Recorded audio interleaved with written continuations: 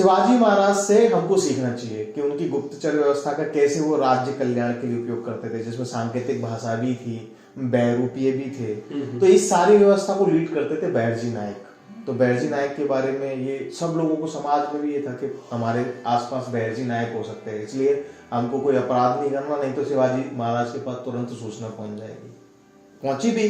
कई घटनाक्रम आते हैं जिसमें जैसे ही सूचना मिली शिवाजी महाराज को, उन्होंने दंडित किया ऐसे अपराध करने वाले लोगों को। तो उसका उपयोग और सैन्य रणनीति भी, पता नहीं हमारे यहाँ कितना पढ़ाते होंगे नहीं पढ़ाते होंगे सैन्य रणनीति में, लेकिन दुनिया के कई देशों में शिवाजी महाराज की सैन्य रणनीति के बारे में पढ़ाया जाता है, पढ़ाया जाता है कैसे। तो हमको भी अपने नायकों की चीजें अपनानी चाहिए। जैसे भाषा की बात, भाषा का मैंने बताया आपको, मैं हैरान हो गया, मैं पहले नहीं जानता था, किले दर्शन करने गया उससे पहले मुझे नहीं पता था कि शिवाजी महाराज ने स्वभाषा के आधार पर शासन तंत्र प्रारंभ किया और पहले दिन से उन्होंने प्रारंभ से ही बाहरी भाषा का। हमको जब भी कभी स्वभाषा के बारे में कभी किसी को प्रेरणा देनी है, उद्बोधन देना है कहीं, तो हम कहाँ से किससे लेकर के आते थे, कहाँ से उदाहरण देते थे? अतातुर्क का हम उदाहरण देते थे, जिसने तुर्की में शासन व्यवस्था आते ही बाहर की भाषा खत्म करके पहले दिन से कि भाई तुर्की में देश का शासन चलेगा। लोगों ने प्रतिरोध किया, शासन में जो लोग थे प्रशासनिक, उन्होंने प्रतिरोध किया, बोले नहीं इस देश में अपनी भाषा चलेगी। फिर दूसरा उदाहरण हम देते हैं हिब्रू का। इजराइल के लोगों की, उनकी भूमि भी खत्म, भाषा भी खत्म, लेकिन उनको जब उनकी भूमि मिली और अपना शासन तंत्र स्थापित करने का अवसर मिला तो उन्होंने सबसे पहले अपनी भाषा को जिंदा किया और अपनी भाषा में कामकाज प्रारंभ किया। ये दो उदाहरण हम देते थे, जबकि हमारे पास शिवाजी महाराज का इतना बड़ा उदाहरण है कि उन्होंने भी जब अपनी शासन व्यवस्था स्थापित की तो उन्होंने भाषा का शुद्धिकरण किया, अपनी भाषा चलाई, स्वभाषा चलाई। सर आपकी किताब आपने पहले यात्रा की, फिर आपने मैगजीन के लिए कुछ लिखने का सोचा, फिर आपने लिखा किताब बन गई, लोकप्रिय भी हो गई। सर आपको कभी ऐसा लगा था कि किताब लिखनी ही है? शुरुआत में ही लगा था कि हमको किताब ही लिखनी है, या फिर आपने अब तो लोकप्रिय हो गई, कोई व्यवधान बीच में आए हो? नहीं, किताब लिखना है ये तो मैंने कभी नहीं सोचा था।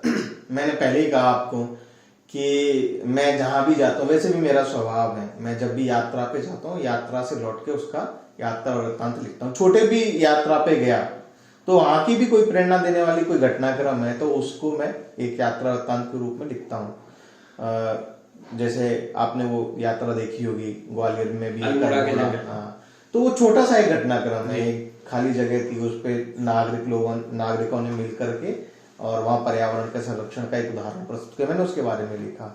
मैं दक्षिण भारत में गया, वहां से लौट के आया तो वहां के बारे में लिखा। मध्य प्रदेश के अनेक स्थानों पर मैं जाता हूँ तो वहां से लौट के उनके बारे में।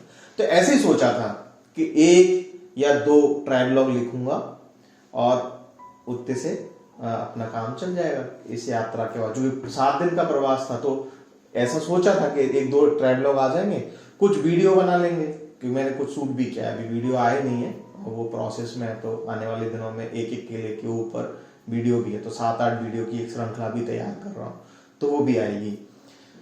तो इतना ही भर मैंने सोचा था। मैंने कहा ना, मैं लिखने बैठा ना तो सब चीजें धीरे धीरे आती गई। मैं 2 पेज लिखे, फिर 4 पेज लिखे, 8 हो गए, फिर और भी बहुत सारा छूटा हुआ था और इतना तो पहले ही चैप्टर में भर गया।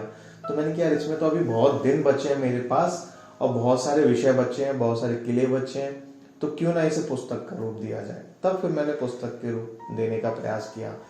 फिर बाधा अड़चन तो नहीं आई, लेकिन थोड़ा सा प्रकाशन में समय लगा। पब्लिशर ढूंढा, पब्लिशर के पास गई तो फिर उसने भी 4-6 महीने तक कोई जवाब नहीं दिया। उनके एडिटोरियल बोर्ड ने जब देखा, उन्होंने उत्तर दिया कि हाँ हम इसको छापना चाहते हैं, छाप सकते हैं। फिर वहां से छपने में भी फिर 1-2 महीने लग गए। यही है, वो प्रोसेस का है, उसका अपन कुछ कर नहीं सकते, उतना ही है। बाकी बाधा वगैरह कुछ नहीं आई, कभी कोई बाधा नहीं आई और ईश्वर की कृपा से पुस्तक चर्चा भी खूब हुई और अमेजन पे वो 3 बार आउट ऑफ स्टॉक हुई और टॉप ट्रेंडिंग में भी आई, कम से कम 2-3 बार। एक बार जो यात्रा लेखन श्रेणी है उनकी, उसमें टॉप 2 तक पहुंची है, मतलब दूसरे स्थान तक पहुंची है, पहले पे नहीं पहुंची लेकिन दूसरे स्थान तक पहुंची है। और बेस्ट सेलर में भी अंडर 20 हो रही है। जब मैंने देखा, कई बार ऐसा होता है कि अपन ने अभी देख नहीं पाए, जैसे मैंने रात में देखा वो अंडर 80 मतलब 18वें नंबर पे थी, सुबह फिर वो पीछे चली जाती है। हाँ। कोई लगातार अपडेट होता है, तो हो सकता है कई बार वो आगे भी गई हो तो अपन उस समय नहीं देख पाए, लेकिन अच्छा रिस्पॉन्स किताब पे पाठकों का मिला जिसने भी पढ़ी वो। जैसे राजस्थान के मेरे संपादक रहे हैं पत्रिका समाचार पत्र में हरीश मलिक जी, कल उनका फोन आया, उन्होंने भी वो किताब मंगाई, तो उन्होंने बोला यार एक तुम इधर या राजस्थान के किले भी घूम जाओ, तो एक इधर भी लिख देना। और आपकी किताब पढ़ करके मुझे ऐसा लग रहा है कि मैं जल्दी से इन किलों के दर्शन करके आ जाऊं। तो इतने अच्छे इतने मूर्धन्य लोगों के रिस्पॉन्स भी आ रहे हैं, तो वो भी एक अच्छा उत्साह बढ़ाने वाले हैं।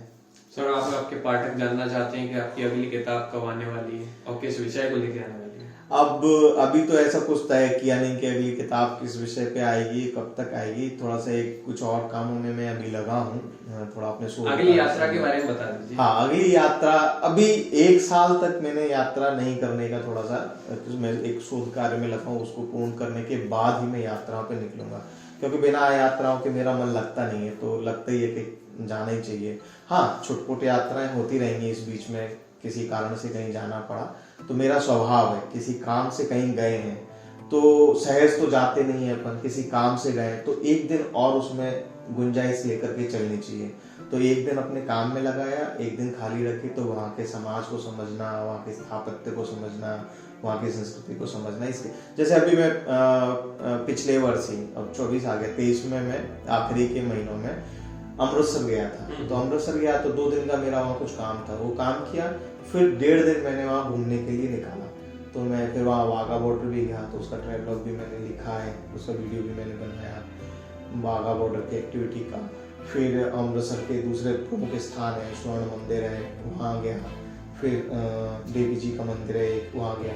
चूंकि सोमवार का दिन फंस गया, तो सभी मित्रों से कहना चाहूँगा जो भी दर्शक हैं कि आप अगर कहीं घूमने जा रहे हैं तो सोमवार का दिन आप उसमें घूमने के लिए नहीं रखिएगा। सोमवार के दिन क्या रहता है कि जो भी बड़े पुरातत्व महत्व के स्थान है, जैसे म्यूजियम है ना, इस तरह की चीज़ें बंद रहती हैं। म्यूजियम में ये सारी चीज़ें बंद रहती है, इसलिए राजस्थान में जब अमृतसर में गया तो अमृतसर में 2 बड़े महत्वपूर्ण म्यूजियम है, वो दोनों बंद थे, मैं देख नहीं पाया। हालांकि किले के दर्शन हमने वहाँ भी किए, उस किले पे भी मैं लिख रहा हूँ, पर वो एक छोटा सा ही यात्रा वृत्तांत किताब जैसा नहीं बन पाएगा। छोटा सा एक ही किला था, तो उतना ही मैं उसका वर्णन करूंगा। तो महाराजा रणजीत सिंह का वो जो किला है उसके बारे में मैं लिखूंगा। सर हाल ही में शायद आप चंदेरी घूमकर आए जी, उसके ऊपर भी आपने कुछ लिखा। हाँ, चंदेरी बड़ा महत्व का स्थान है और प्राचीन काल से लेकर के महाभारत काल तक का उसका प्रसंग जाता है ना। तो चंदेरी महाभारत कालीन से लेकर के और ये बीच में जो मुगल पीरियड रहा उस समय भी बड़ा महत्व का था। तो वो दक्षिण पथ के वहाँ से निकलता था, तो वहाँ से सेनाएं जाती थी, तो वो वहाँ बड़ी लूट मार काटपाट भी, युद्ध भी बहुत होते थे। और एक प्रसिद्ध युद्ध हुआ ही वहाँ भारत के एक जौहर के बारे में हम सब जानते हैं, चित्तौड़ के जौहर के बारे में, क्योंकि उसकी चर्चा बहुत हुई, उसमें फिल्म भी आई। लेकिन उससे भी बड़ा जौहर जो है चंदेरी में हुआ। मध्य प्रदेश में 2 जौहर हुए, चंदेरी में हुआ और एक रायसेन के किले में हुआ। ये भोपाल के पास में है रायसेन, और चंदेरी अशोकनगर जिले में पड़ता है, भोपाल से लगभग 200 किलोमीटर दूर। तो बड़े जो जौहर हुए वो ये 2 जौहर भी हैं, इनके बारे में भी लोगों को जानना चाहिए। तो जो बाबर का आक्रमण था और जो चंदेरी के राजा थे मेदिनी राय, उनके साथ उनका बहुत युद्ध चला। जब वो बाबर युद्ध के बाद किले पे चढ़ता है तो खून बह रहा था, दरवाजों से खून बह रहा था, तो वो डर गया था, देख करके कांप गया था। उसने कहा वो एक दरवाजे का नाम ही खूनी दरवाजा पड़ गया उसके बाद से, किले के दरवाजे का। और कहते हैं कि बाबर की जो बेगम थी वो सब देख करके गस खा करके गिर गई थी। तो मैंने चंदेरी के यात्रा पे 2 हिस्सों में लिखा, एक तो चंदेरी के पर्यटन पे लिखा, चंदेरी के एक हिस्टोरिकल पर्सपेक्टिव पे लिखा, यानी इतिहास क्या है, वहाँ किले में क्या घटा, वो युद्ध कैसे हुआ, क्या हुआ। एक दूसरा कि वहाँ का पर्यटन कैसा है, किले के अलावा, चंदेरी के किले के अलावा और भी चीजें। तो चंदेरी की साड़ियाँ तो बहुत फेमस है, हम सब जानते हैं, लेकिन वहाँ का स्थापत्य भी, वो ऐसा शहर है जहाँ आज भी बहुत प्राचीन आवासीय स्थान है। बैजू बावरा के समय का घर है उसका, बैजू बावरा वहीं के थे, तो उनका घर है। पुरानी हवेलियां अभी भी हैं और उनका रहने के लिए भी उपयोग करते हैं लोग। तो पुराना स्थापत्य वहां आप देख सकते हैं। फिलहाल तो सर चंदेरी की साड़ियाँ बड़ी फेमस है। चंदेरी की साड़ियाँ तो फेमस ही हैं। चंदेरी में बहुत अच्छी एक फिल्म भी शूट हुई, उसके कारण से चंदेरी बहुत पॉपुलर भी हुआ। स्त्री तुम फिर आना, ऐसे हाँ, करके स्त्री है ना, स्त्री फिल्म का नाम तो स्त्री है। तो उसकी सेकंड जो पार्ट है, यानी उसका जो आने वाला एक और फिल्म है उसी के ऊपर, उसकी शूटिंग भी हाल ही में वहाँ चंदेरी में संपन्न हुई है। तो उसकी शूटिंग भी चंदेरी में। तो सर अब माना जाए आपकी अगली किताब साल के अंत तक आएगी या फिर हाँ, मैं कोशिश कर रहा हूँ, क्योंकि एक और चीज है, मैं वो किताब के रूप में ऐसे भी आ सकती है।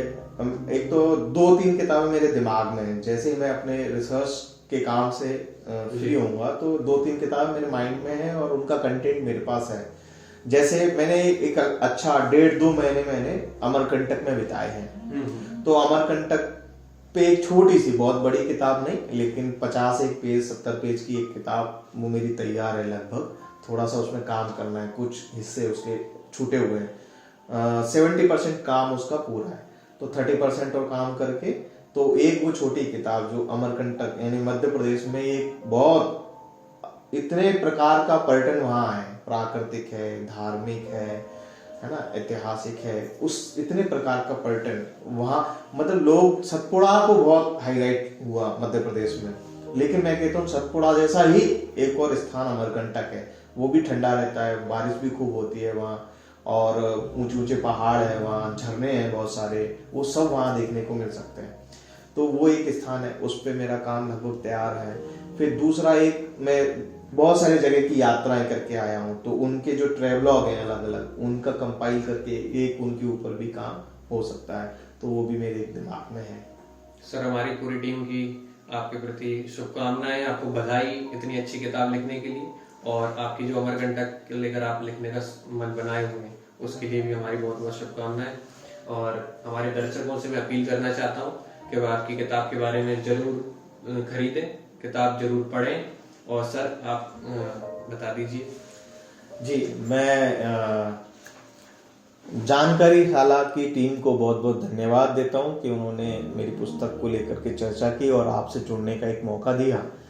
आप मेरी किताब तो खरीदें ही खरीदें, लेकिन आपसे आग्रह है, ये जो जानकारी शाला की टीम है ये नया स्टार्टअप है, इन्होंने नया प्रयोग शुरू किया है, कुछ अच्छे काम ये करने वाले हैं। तो आप सबसे आग्रह है कि आप इनके चैनल को सब्सक्राइब करें। जानकारी शाला जो चैनल है, यूट्यूब चैनल है, इसको आप सब्सक्राइब कर लें और बेल आइकन भी प्रेस करें, ताकि इस पे जब भी वीडियो अपलोड हो कोई नया, तो आपको उसकी जानकारी मिल सके। युवाओं की टीम है, अच्छा काम कर रही है। मेरी प्रार्थना है कि आपके प्रयास सफल हो।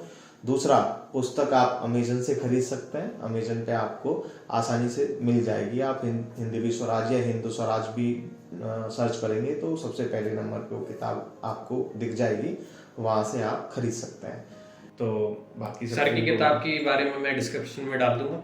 आप लोगों से मेरा निवेदन है कि अगर आपको हमारी ये वीडियो पसंद आई है, इसको लाइक करिए, शेयर करिए, सब्सक्राइब करिए, और हमको और सर की लेखन को भी फॉलो करते रहिए। सर आपका बहुत बहुत धन्यवाद। बहुत बहुत धन्यवाद।